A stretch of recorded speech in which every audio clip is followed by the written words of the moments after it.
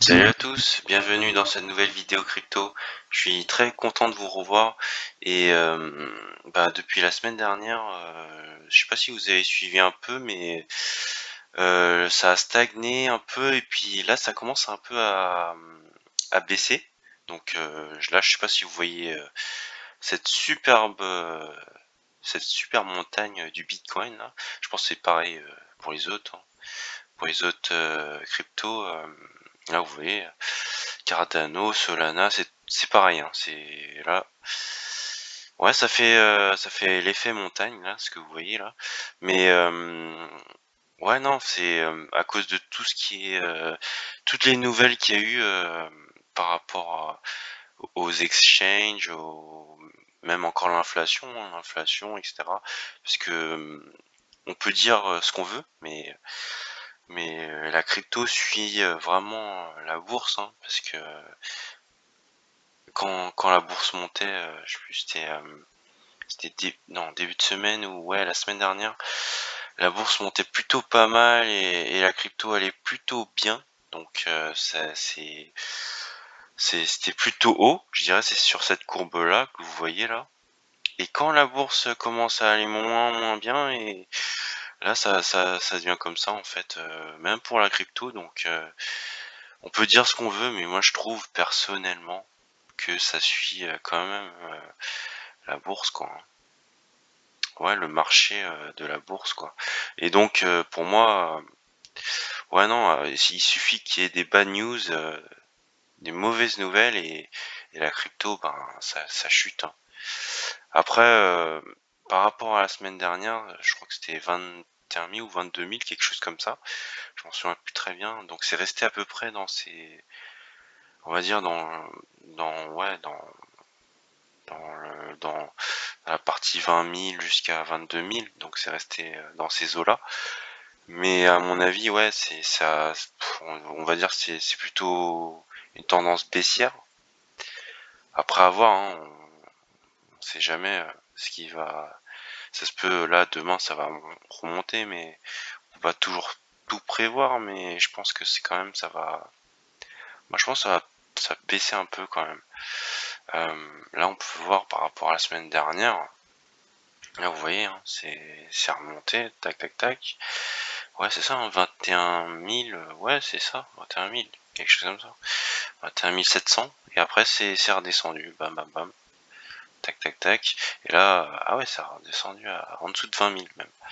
Mais ouais, je pense que quand même, ça va continuer à descendre parce que bah, il y a d'autres news qui vont arriver, hein, avec tout ce qui est inflation, etc.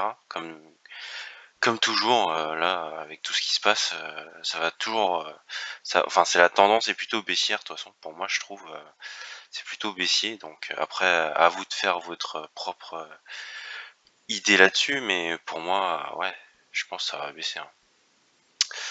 Mais ouais, non, c'est ce qui fait peur, c'est que vu que le Bitcoin baisse, ça entraîne les autres cryptos. Et et ouais, non, mais enfin le Solana, le Avalanche aussi, je sais pas où il est là. Je sais pas si vous voyez, ils étaient super hauts quand même. Et là, moi j'en ai personnellement du Solana et de l'Avalanche. Je les garde, moi personnellement, je les hold, comme on dit dans l'univers crypto et même de la bourse, hein. Moi je stack en fait, je les laisse. J'en ai pas acheté tellement en fait, hein. J'en ai acheté un peu du Solana et de l'Avalanche, et je fais que de stacker tout le temps. Donc en fait, moi je pars du principe, on verra plus tard ce que ça va donner, parce que ouais, je me dis la crypto, pour l'instant, bon, on peut pas se payer quoi que ce soit, en tout cas en France, bah, pour acheter quelque chose, quoi, de la nourriture ou quoi. Mais en tout cas, peut-être plus tard, quand ce sera bien plus démocratisé, je pense que on pourra faire, il y aura plusieurs choses enfin, il y aura de plus en plus de choses intéressantes en tout cas. Il y aura peut-être des nouvelles cryptos, hein, encore, qui vont même marcher, hein. C'est peut-être qu'il y en a au moins plus de la moitié de là, ce qu'on voit là, qui vont qui vont s'effondrer, cracher, mais bon, on va dire, c'est comme la sélection naturelle dans l'histoire, les dinosaures qui s'éteignent, et t'as des nouveaux, voilà, t'as des nouveaux êtres qui apparaissent, et bah, c'est peut-être comme ça aussi pour la crypto, hein, ça va, il y a des choses, peut-être le Bitcoin, je pense, ça va rester, mais après, peut-être, et l'Ethereum, je pense aussi, mais après, ouais, il y a des trucs qui vont, à mon avis, disparaître, quoi. Ouais, à voir, on verra bien. Mais oui, en tout cas, c'est une tendance plutôt baissière en ce moment. On verra bien. On verra la semaine prochaine quand je vous ferai une autre vidéo sur la crypto. On va voir ce qui va se passer, hein, durant ces 7 prochains jours. Voilà. Alors pour l'actualité de la crypto, ben ouais, comme j'ai dit il y a pas longtemps là, tout ce qui est exchange, enfin je sais pas si vous avez vu pour BlockFi et Voyager, justement, c'est des sortes de, c'est comme Celsius. Celsius, c'est justement pour, enfin avec un fort taux d'intérêt, on va dire. Vous avez pas mal d'intérêt pour l'USDT, pour enfin les stablecoins, même le Bitcoin et même les autres aussi, hein. Mais en tout cas, c'est en train de pas bien se passer non plus pour BlockFi et Voyager, donc qui sont comme Celsius. Et bah moi je pense c'est ouais, c'est quand même super dangereux, je trouve, hein, quand même. Enfin, je sais pas, je sais pas si vous êtes dans ces sortes de d'exchange, on va dire, mais le fait qu'ils proposent, en fait, quand un exchange propose pas mal d'intérêt, j'ai l'impression que ça ramène pas mal, enfin beaucoup de soucis ensuite, par la suite, quoi. Surtout quand il y a des tendances baissières comme ce qui se passe actuellement, hein. Et donc, enfin pour moi, je trouve que c'est quand même dangereux. Moi, je laisse pour l'instant sur des, enfin moi je l'avais dit dans la précédente vidéo, j'avais mis sur Celsius et enfin j'avais des cryptos sur Celsius et j'ai tout transféré sur Binance et OKX en fait.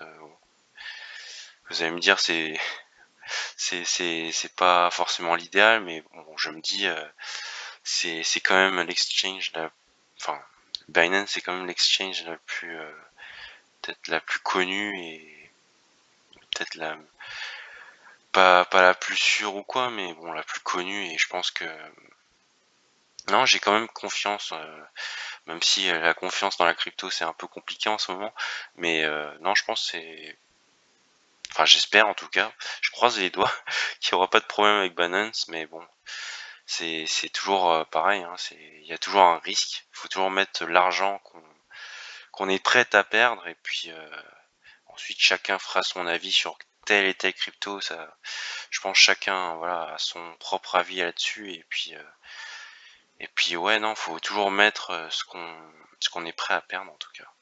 Mais oui, en tout cas, ça se passe pas très bien pour BlockFi et Voyager, enfin BlockFi ou Voyager, je sais pas comment ça se dit, mais en tout cas FTX, c'est une grosse plateforme US là de crypto, et apparemment enfin FTX va en tout cas essayer de les sauver, ou en tout cas mettre voilà, investir dans ces deux exchanges pour essayer de les sauver.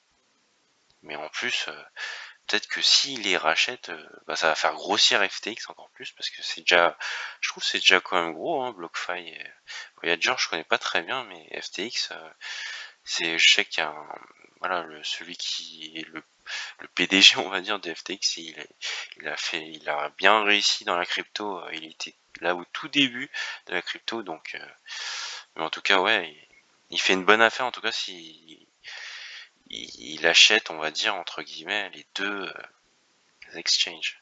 C'est clair qu'il va vraiment bien augmenter son nombre d'utilisateurs et augmenter ses investissements, quoi, en crypto. Alors, ouais, on va parler de Celsius. Apparemment, ça va un peu mieux. Bon, moi, je pense qu'il faut quand même prendre avec les pincettes quand on dit que ça va mieux, parce que c'est vraiment, je sais pas, on a toujours des surprises après, donc c'est comme avec Luna. Enfin, il y avait des news qui disaient tout allait bien, mais au final tout s'est craché en 48 heures, je crois, quelque chose comme ça. Donc, ouais, faut toujours faire gaffe, quoi. Et ouais, Three Arrows Capital, bah ouais, ils sont pas du tout, c'est pas du tout la bonne période, on va dire. Ils sont en train de faire faillite et je pense que, en fait, la crypto, c'est vraiment chaud quand ça baisse, quoi. Ça, c'est clair. Après, faut mettre, ouais, c'est là où, ouais, c'est là où il y a le plus d'intérêt qui est, je dirais, faut pas trop voir l'appât du gain, trop, on va dire, faut pas mettre là où il y a trop de gains possibles, en fait. Je trouve c'est là où c'est peut-être le plus dangereux. En même temps, c'est comme la bourse, hein, au final, hein. Au final, si vous mettez sur en fait, des actions avec des forts taux de dividendes, en fait, hein, le yield là, qui est énorme, c'est bien plus dangereux que si vous mettez sur des actions avec des plus faibles intérêts, quoi, des plus faibles yields. Et bon, je dis pas ça pour toutes les actions, mais en général, c'est ça. Après, mais bon, après, c'est comme tout, hein, le risque zéro n'existe pas, et puis on subit, en fait, hein, on subit, on investit, mais c'est aussi un pari parfois. Sur la crypto surtout, ça reste quand même un pari, même si on investit pour la technologie, mais ça reste quand même un pari sur l'avenir aussi, quoi. Alors le PDG FTX, bah, qui dit que justement les exchanges, bah, c'est ce que j'ai dit au tout début, hein, c'est que ouais, bah, les exchanges qui sont de petite taille, ouais, mais bon, je pense qu'aussi, et c'est lui justement le président de FTX, Sam Bankman-Fried. Je sais pas si je le dis bien, mais en gros, ouais, les exchanges de petite taille, et même qui proposent des intérêts très importants, je pense que faut faire très attention quand même, même si voilà, ça peut rapporter beaucoup, mais à un moment on peut perdre beaucoup aussi. Donc toujours mettre l'argent qu'on est prêt à perdre, en tout cas, voilà. Donc voilà, je pense que c'est la meilleure chose à faire. Donc voilà pour les news. Je sais pas s'il y a d'autres choses ce que je peux vous dire, en tout cas pour enfin pour la semaine qui s'est passée. Ouais, ben oui, marché baissier, c'est synonyme de justement de d'investir, hein, puisque généralement on a tendance à acheter très haut, mais faut acheter bas. Et en fait, enfin ce que j'ai remarqué, c'est quand c'est bas, les gens, enfin comme moi, hein, moi aussi ça m'arrive, je me dis ouais, je sais pas trop si je veux mettre des sous, investir. Et quand ça monte super haut, on se dit ah ouais, vas-y, je suis le train, je vais dans la tendance, ouais, montante, et ça va encore plus monter. En fait, c'est trop tard. En fait, en fait, quand c'est bien haut là, c'est déjà trop tard. Faudrait même, ouais, quand c'est bien bas là, quand tout le monde vend d'un coup, là, c'est là qu'il faut mettre un peu, en fait. Enfin, faut mettre ce qu'on est prêt à perdre, quoi. Ensuite, ouais, le Doge, bon. Moi j'en ai, après je conseille à personne parce que je suis pas là pour conseiller à chacun ce qu'il faut prendre, mais moi j'en ai, après c'est un pari, hein, c'est comme tout en fait, hein. J'espère que bah, plus tard ça va augmenter, puisque en même temps Elon Musk il est derrière le Doge, j'ai l'impression il est tout le temps à fond depuis un moment, donc pour moi je le garde au cas où, on sait jamais. Donc je sais pas vous, ce que si vous en avez, mais après bon c'est libre à chacun. Donc. Ensuite Apecoin, ouais, reste sur Ethereum, ben ouais, bah je sais pas, parce que c'est Ethereum quand même, les frais sont plutôt chers, à part s'ils font leurs evol là, en ETH2 là, 2.0. Je pense que là, ça va faire baisser les frais, mais les frais, je trouve c'est énorme quand même. Enfin, pour moi personnellement, je trouve c'est énorme. Je préfère aller sur le Solana ou quelque chose comme ça, que je trouve qu'on a une meilleure, enfin, on a moins de frais et c'est mieux quoi. Enfin, c'est plus agréable quoi que de perdre quand même pas mal sur les frais de transfert en tout cas. Mais ouais, voilà, hein, là ça remonte un peu, là on voit. Mais ouais, je pense qu'il faut... En tout cas, si ça baisse et que vous voulez investir, franchement, c'est le moment. Faut acheter vraiment quand c'est bas et c'est... Peut-être que je le répète 10 000 fois, mais c'est la meilleure chose à faire parce que acheter haut, c'est... On a tous tendance à le faire et c'est pas la bonne chose à faire. Même moi, je l'avais acheté haut, mais je me rends compte qu'au final, enfin, on perd en fait hein, quand c'est bien au point haut, on est sur le move et on a envie d'acheter et au final, c'est pas la bonne chose à faire quoi. Ouais, faut attendre quand c'est bien rouge en fait. Quand ça arrive dans un creux où vous voyez là faut que ça baisse à fond là pour vraiment prendre quelque chose. Enfin c'est mon conseil perso on va dire. Après je sais pas vous si vous faites ça mais ouais non c'est mon conseil perso c'est investir un tout petit peu ce que vous êtes prêt à perdre et voilà quoi. Ok, bon bah moi je pense que j'ai tout dit en tout cas par rapport à la semaine passée et puis bah, on se revoit la semaine prochaine et puis ce week-end je vais faire une petite vidéo sur la bourse, hein, voir si ça baisse ou ça augmente, on verra bien et puis ouais, on verra bien ce que sera la tendance en tout cas. Voilà, merci à tous et puis bah, à la prochaine, à plus.